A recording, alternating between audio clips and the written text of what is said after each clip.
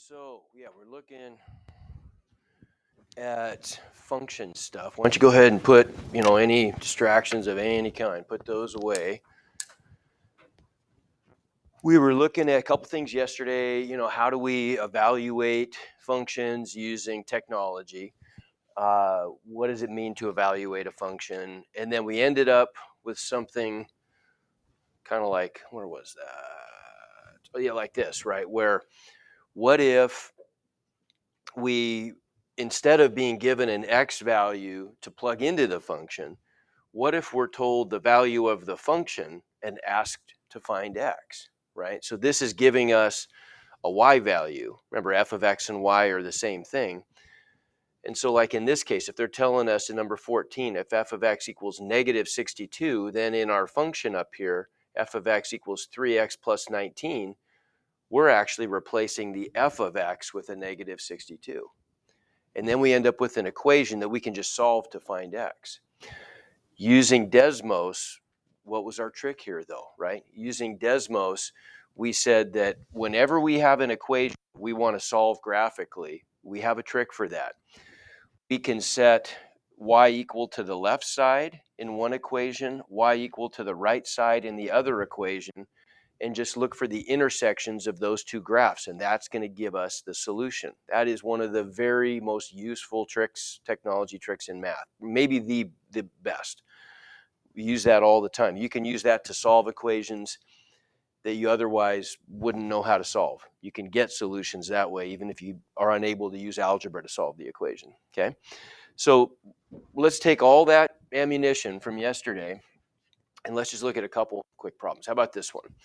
So we have kind of an application here. So Owen paid a landscaping company $108 for an initial lawn treatment, then $74 per month after that.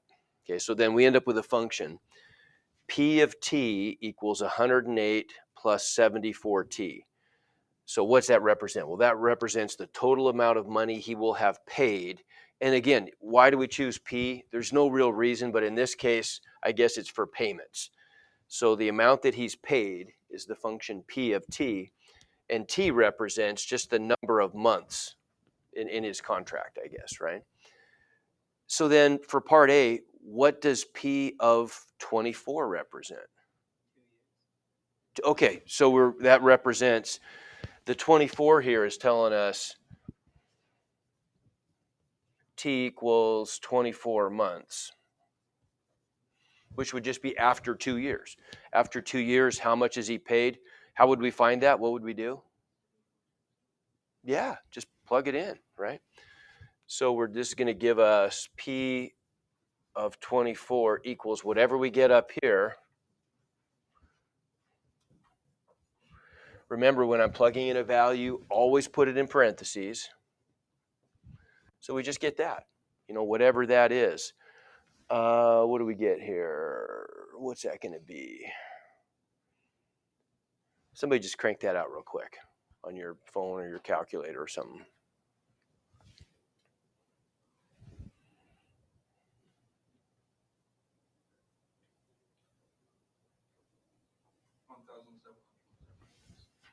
$1,776. Okay, so there's how much money he's paid after 24 months.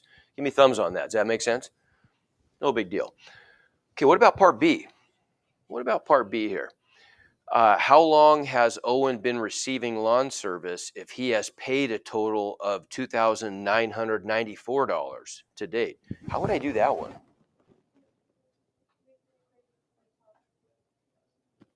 Okay, and say that again. Where am I plugging in the 2,000? So let's take this equation. Here, let me write that down here.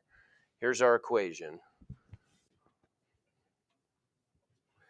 P of t equals 108 plus 74t. Say that again. Where are we going to plug the 2,994? Okay, for P. Yeah, right. That's an output number, isn't it? This is the amount he's paid. So this amount actually goes there, right? And we end up with 2994 equals 108 plus 74t, right? And we can just solve that. Like, what would the two steps be in order to solve that? It's really not very hard. Good. Subtract 108, divide by 74. Just so we can kind of remind ourselves, let's do this one with technology, though, just so you can quick refresher on how we do this.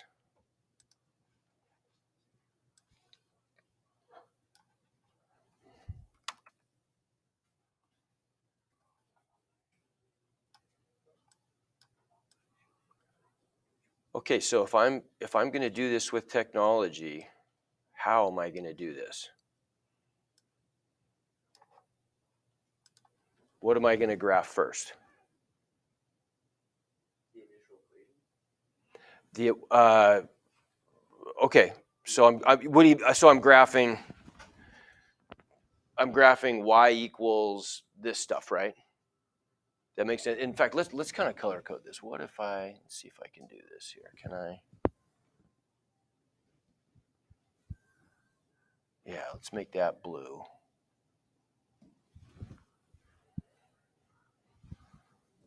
And this side's red. Okay. So yeah, so I'm going to graph the 108 plus 74t. I can call it p of t if I want to. I can just call it y. I'm just looking for an intersection, right? When I'm trying to solve this equation, might even be easier just to call that y. So if we graph that, where was that? Where'd that go?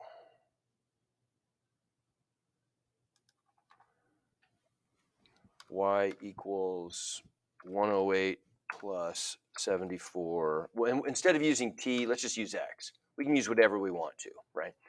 So there's the equation. Let's make it blue, how about, so it matches. There's the equation of the right side. And then what else do I graph? Because remember, all I'm really trying to do here is find the place on this graph where y equals, what was it, 2994? That's going to be way up there, isn't it? So I got to zoom way out, maybe. Way out. Okay, what's the other thing I'm going to graph, though, so I can find an intersection? What's my rule if I'm trying to solve an equation graphically? I graph y equals the right side and y equals the left side. Yeah, okay, so I'm graphing y equals 2994. We'll make that red. Okay, and then I just want to find the intersection. So all I've got to do in Desmos now is just zoom out far enough. Like if I start off clear in there, right? I'm not even close. I've got to just zoom out far enough so I can see the intersection. And once I can see the intersection, I'm good. How do I find the intersection? All I have to do is click on one of the two lines, and then if I zoom in, when I click on the red line, notice it's going to give me these grayed out points. Those are just interesting points. One of them is the y-intercept. We don't really care about that one, right? But we do care about that point right there. That's the intersection. And so that's going to give me my answer. Take a picture of that. Let's just stick that in here.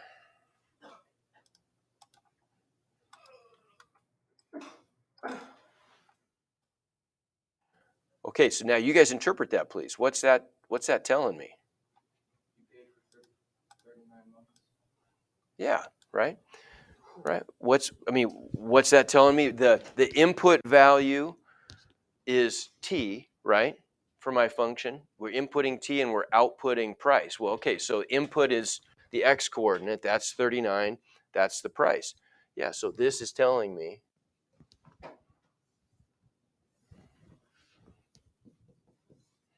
t equals 39 months. Okay, make sense? Yeah, that works. Great trick. Absolutely great trick. Okay, so then something else comes up here. What if we want to do, this seems pretty weird, but we do this all the time. What we're doing right here, this has to do, let's get all earbuds out, please. When we do something like this, we're given a function and we evaluate the function at negative x. We're going to see that later on. That's what we do when we want to test for symmetry in the function, but we're not there yet. Okay, so this isn't just some weird problem that I'm giving you. This is actually something we're going to do. But now we have to figure out, okay, how? How do we do this? If f of x is equal to 2x squared minus 3x plus 5, how would I deal with f of negative x? Any suggestions? What would I do there? Let me ask you this first. What would f of a be?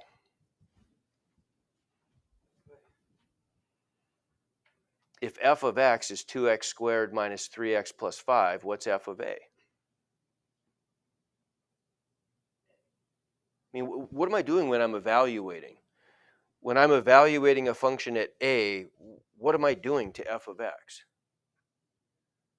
Like this should be an easy one. If I asked you what is f of 2,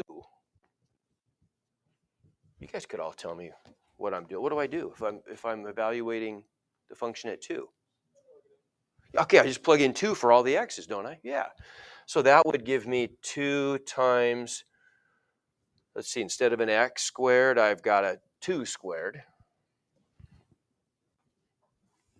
minus 3 times, instead of x, I've got a 2 plus 5. Oh, man. Hang on. I got it. Sorry. I got to take this. Just give me one sec. Sorry. Hey, what's up? I'm in class.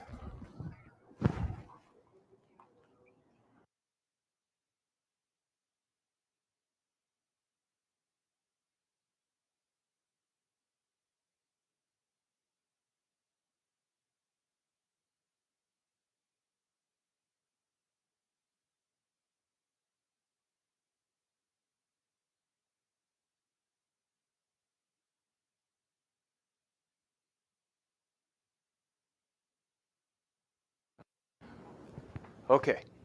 So then what do we get here? So if I just simplify this, this is no big deal, right? 2 squared is 4 times 2 is 8 minus 3 times 2 is minus 6 plus 5. So what am I getting here? 2 plus 5, 7.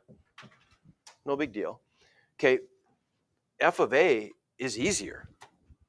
What am I doing with f of a? Yeah, right? All that's telling me is I'm going to plug a in for x. So what's the answer? Yeah, right? If I just replace all the x's with a's, isn't that just 2a squared minus 3a plus 5, right? Make sense? Okay. So what am I doing up here then? F of negative x, what am I doing with the negative x's?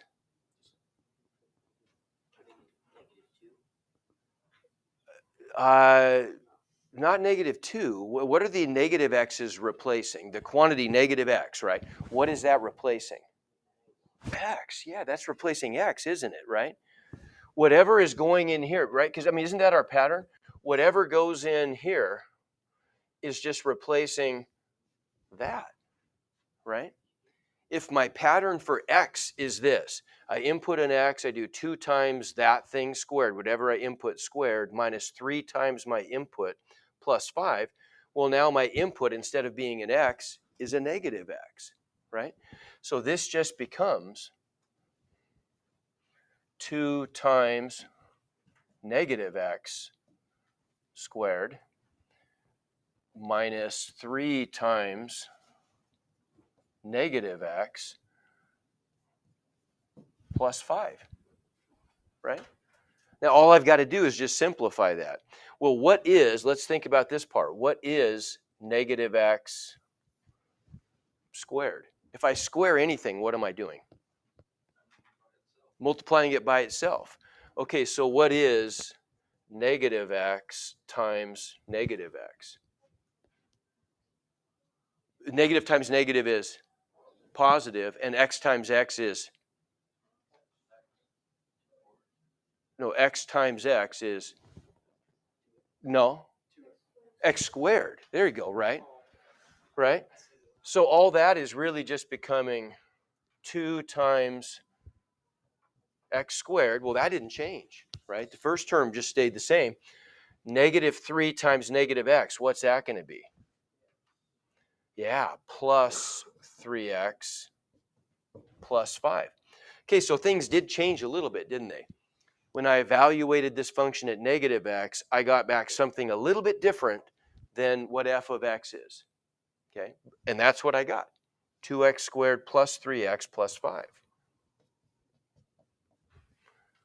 Okay, make sense? Okay, so we could do that with, like, I mean, we could take that further. Let's just look at one of these. How about number 16?